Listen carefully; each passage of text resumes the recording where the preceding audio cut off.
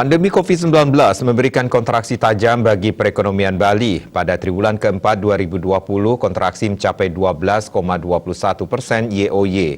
Dunia usaha pun terjepit dan berbagai kebijakan baik terkait relaksasi atau keringanan pajak jadi angin segar bagi pelaku usaha. Hal tersebut diungkapkan ekonom Profesor Dr. Ide Bagus Rageswardana SEMSI dalam acara Focus Group Discussion yang diselenggarakan Kementerian Koordinator Bidang Perekonomian di Kuta. Ia mengatakan pihaknya menyambut baik segala kebijakan fiskal oleh pemerintah, salah satunya insentif pajak atau relaksasi pajak.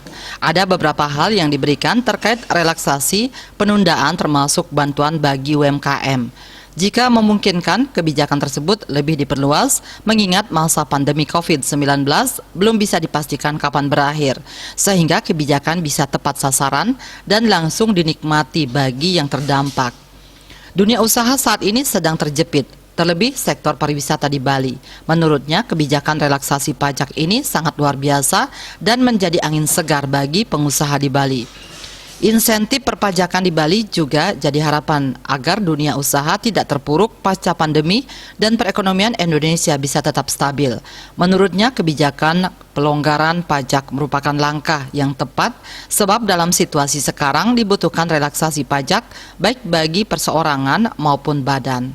Widya Stuti, Bisnis Bali melaporkan.